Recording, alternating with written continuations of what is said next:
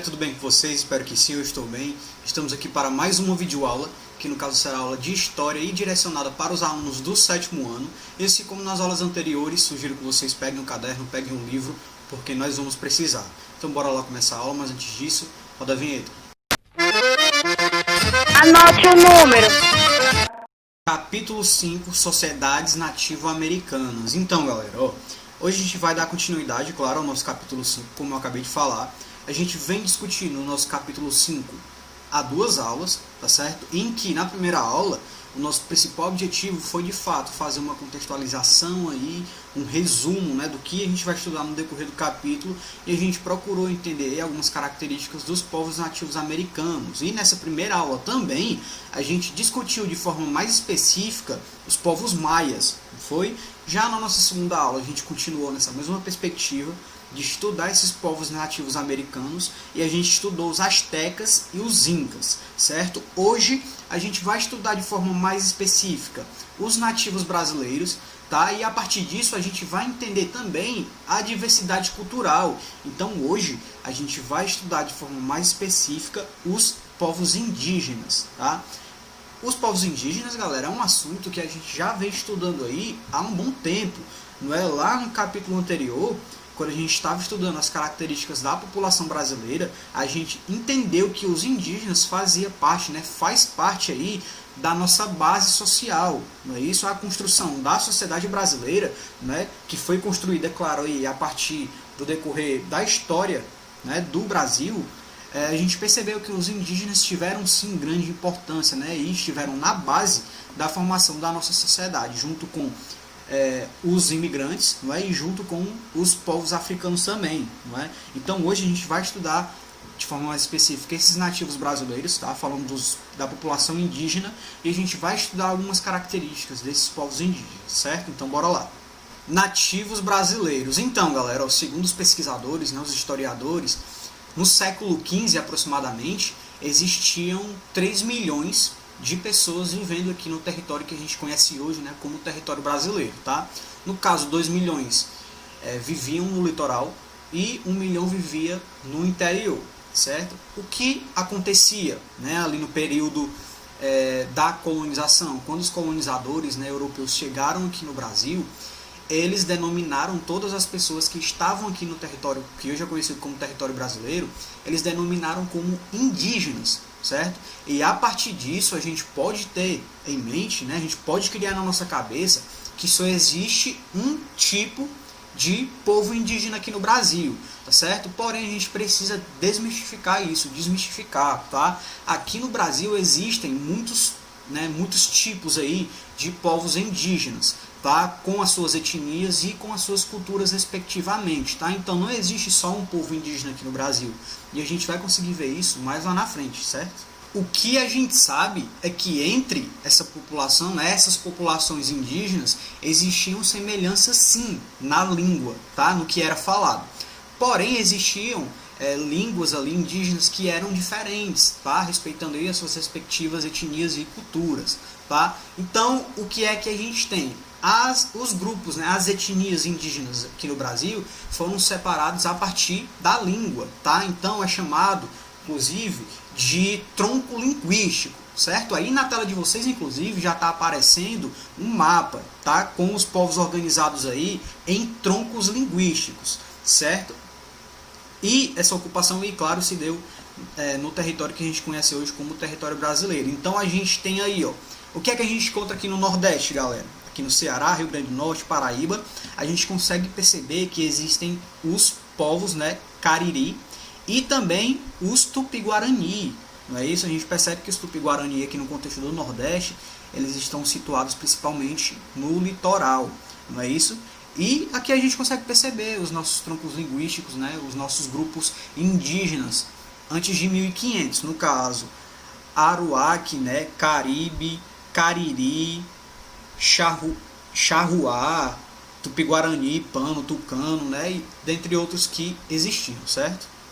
Um dado interessante, galera, que o IBGE traz, né, a partir do censo demográfico de 2010, existem, né, cerca de 818 mil indígenas divididos em 305 povos, né, que falavam 200 e 74 línguas diferentes. Ou seja, galera, é muita coisa, né? É muito grupo étnico, são muitos tipos, né, de povos indígenas aí que têm culturas diferentes e que também, né, a partir, claro, da sua etnia são diferentes, tá? E vão realizar as suas atividades religiosas, a sua estruturação social, no caso, de formas diferentes, não é isso? Então a gente não pode generalizar em falar que só existe um povo indígena aqui no Brasil, né, que são os nossos antepassados, porque existem vários, tá certo?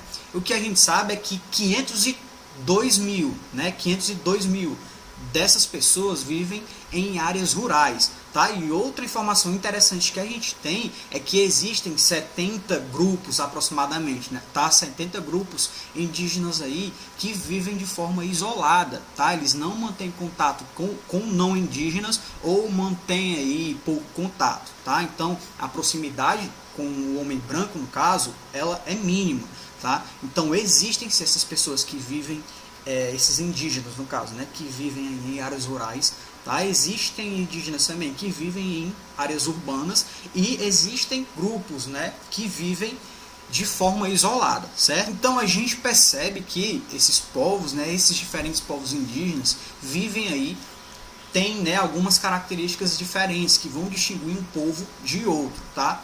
Porém a gente consegue assumir que existem similaridades, tá? Quando a gente fala, por exemplo, do modo de vida, né, o convívio ali social, né, o convívio em comunidade.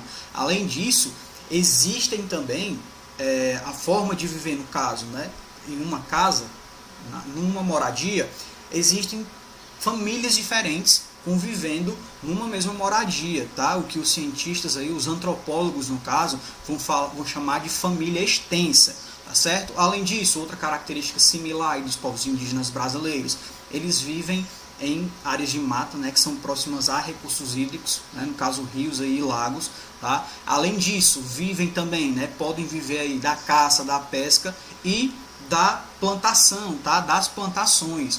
No caso, as atividades aí relacionadas à plantação, né, eles adotam aí um modelo que é chamado de coivara, tá? Em que eles vão ali desmatar, no caso, uma parte da mata, certo? Vão desmatar, no caso, ou vão atear fogo naquela área ali para que os detritos ali de fogo, né, da mata, da madeira, sirva como adubo para aquele solo ali, tá certo? E a partir disso eles desenvolvem as suas atividades agrícolas.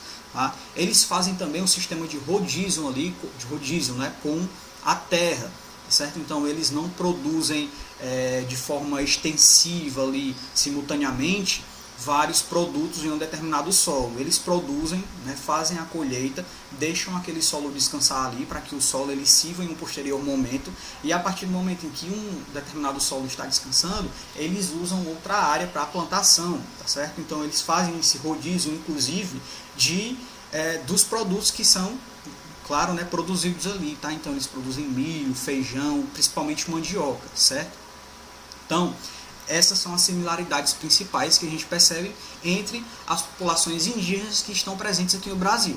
E lógico que no contexto dessas populações existe no caso, né, a divisão social, certo? Em que as mulheres, elas trabalhavam aí na lida cotidiana, né, na casa, cuidavam dos filhos, trabalhavam na colheita, tá? Trabalhavam ali na produção de farinha, enfim, e os homens eram os guerreiros, eram os indivíduos que iriam estruturar as casas, eram os indivíduos que iriam preparar o plantio, que iriam pescar, que iriam caçar, tá certo? Eram os indivíduos que iriam se estruturar ali para entrar no contexto de conflito, né, com outros povos indígenas, se porventura precisasse existir, tá certo? Então, de fato, existia sim essa divisão social. E em relação à religião, o que é que a gente percebe? Eles eram politeístas, certo, galera? O que é que eu quero falar com isso? Eles acreditavam em vários deuses, tá? E esses deuses estavam diretamente relacionados aos recursos da natureza, tá? Existia o deus do sol, o deus da terra, tá? Das árvores, enfim. Então eles acreditavam que todos os recursos da natureza tinham espíritos, tá? E por isso mereciam respeito. Com relação à educação das crianças, geralmente, e ainda é, né, feita por meio do canto, da dança, das lutas e dos jogos também, tá? Então, os adultos, eles ensinam às crianças, né, o conhecimento e a cultura da sua comunidade. Atualmente a gente percebe que as crianças indígenas também vão à escola, tá? Onde já aprendem conteúdos comuns às demais crianças brasileiras, tá? E vão aprender, claro, os assuntos, né, os conteúdos específicos do seu povo. Então, a partir disso, a gente conseguiu perceber que existiam sim diferenças, né, e similaridades na perspectiva linguística, tá certo? E a divisão, no caso dessa população indígena, iria acontecer principalmente nessa perspectiva linguística, tá? Porém, os arqueólogos, né, e os antropólogos, eles assumem que há diferenças na perspectiva cultural desses indivíduos também, certo? E isso vai se materializar, né, inclusive na sua forma, né, nas pinturas corporais, tá? Na sua cultura oral, nas histórias que eles contam, tá certo? Vão se materializar, inclusive, também no formato e na estrutura das suas moradias. E a gente consegue perceber isso que está aparecendo na imagem de vocês. Tá? A gente percebe aí, ó, que na fotografia à esquerda existe o povo Cuyucuro, né? E na direita está a aldeia Yanomami, certo? E em relação ao povo Cuyucuro, o que é que a gente percebe? Eles atualmente, galera, vivem no Parque Indígena do Xingu, tá? Que fica lá no Mato Grosso. E eles organizam, né, as suas aldeias aí de maneira circular, tá? Com todas as casas voltadas para um grande pátio, entre aspas, coletivo, tá? E no caso, a plantação feita pelas famílias, né, fica atrás das suas casas, tá certo? Então, assim, acontecem com muitos outros povos também, que vão construir ali suas casas e vão organizar as suas aldeias de maneira própria, tá? Claro, levando em consideração aí o ambiente em que eles vivem, tá? E a sua perspectiva aí de vida, a sua leitura do ambiente em que eles vivem, tá certo? Então aí a gente tem, ó, 3 imagens também, né, que vão demonstrar aí essas diferenças.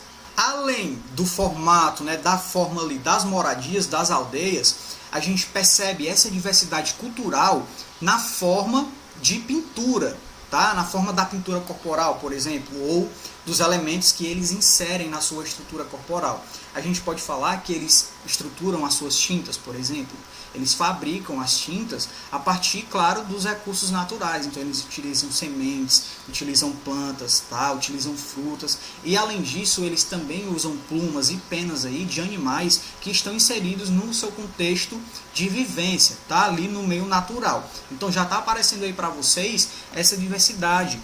Não é isso que a gente consegue materializar aí, ó, essas diferentes formas de utilizar determinado aparato e essas diferenças na pintura corporal também, certo? Então, esses indígenas do Brasil, eles, claro, desenvolveram a sua cultura de uma maneira que hoje a gente pode chamar, né, de uma cultura ecológica, tá? Então, eles buscam o equilíbrio entre o uso e o respeito à natureza, tá? Por essa razão, eles vão se tornar, assim, na atualidade, exemplos de sociedade que são reconhecidos e respeitados em todo o mundo, apesar das dificuldades que são existentes, tá certo? A partir disso, a gente também não pode romantizar a vivência desses indivíduos no contexto da sociedade no mundo todo, para falar a verdade, certo? A gente sabe que eles são fundamentais na estruturação da nossa sociedade, foram fundamentais, continuam sendo, tá? Porque eles respeitam as nossas origens principalmente, tá? Eles materializam as nossas culturas, não é isso?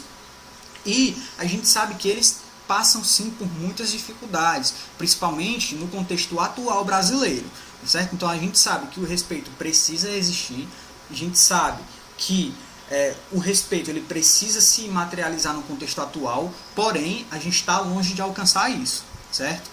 E claro, galera, para materializar o que a gente acabou de estudar, a gente precisa resolver uma questãozinha, tá? Então eu sugiro que vocês abram o livro lá na página 407 para a gente resolver a 10ª questão. Então abram aí o livro, ó, 10ª questão, página 407. O que é que a 10ª questão está pedindo? O que o formato das aldeias e os enfeites corporais dos povos indígenas brasileiros podem nos dizer sobre sua diversidade? Então, galera, o formato das aldeias, né, a estrutura aí, né, a pintura corporal no caso, vão mostrar essa diversidade cultural existente entre os povos indígenas, tá certo? E a partir disso a gente consegue assumir que não existe somente um povo indígena no contexto do Brasil, tá? Existem povos indígenas com perspectivas culturais, étnicos diferentes, tá certo? Então a gente consegue perceber aí, e não romantizar, não trazer o entendimento acerca da população indígena somente na perspectiva eurocêntrica, tá certo? Em dizer que só existe um povo indígena aqui no Brasil, porque isso de fato não acontece. Tá? Então existem muitos povos indígenas no contexto do Brasil que têm sua cultura própria, tá certo? Que possuem diferenças étnicas e culturais também. Show de bola? Então acredito que isso tenha ficado entendido, certo? Por hoje é isso, a gente encerra a nossa aula por aqui, eu espero que vocês tenham entendido. E vocês já sabem, caso não tenham entendido, entrem em contato comigo pelas redes sociais. A gente tem a nossa ferramenta online, né, o Google Meet, onde a gente pode tirar essas dúvidas e expandir essas discussões, show de bola? Então é isso, até a próxima aula, continue estudando e um forte abraço. Valeu!